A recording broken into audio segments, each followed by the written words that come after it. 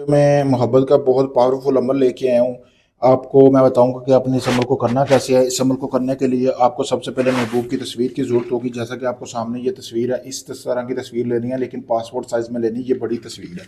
करना ये है कि आपने ये तवीज़ बना लेना है, यहाँ से लेकर यहाँ तक, यहाँ से लेकर यहाँ तक ये तवीज़ बनाना है। बना के आपने इसके 7 फतीले बनाने हैं। बना के आपने एक चिराग ले लेना, जैसा कि आपको सामने वीडियो में नज़र आ रहा है। इस तरह का चिराग लेकर एक फतीला यानी कि डालकर आपने डालना है। इसमें आपने क्या है जी, देसी घी डालना है और सरसों का तेल, दोनों को मिक्स करके आपने फतीला जलाना। जला के आपने रोज़ाना रात को अपने कमरे में बैठकर कपड़े उतार कर आपने ये मंत्र पढ़ना है। ये यहाँ से लेकर काला कवा से लेकर, ठीक है, अलसाद अलसाद यहाँ तक आपने पढ़ना है। ठीक है, पढ़ने के बाद आपने जो है उस जब तक वो तवीज़ नहीं बुझ इतना उसमें आयल और घी डालना है कि जब तक वो आप 108 मरतबा तादाद पूरी नहीं कर लेते तब तक बुझना है। ऐसे सो जाना है। 7 रोज़ तक आपने रोज़ाना ऐसे ही, जैसे मैंने बताया, ऐसे ही अमल करना है।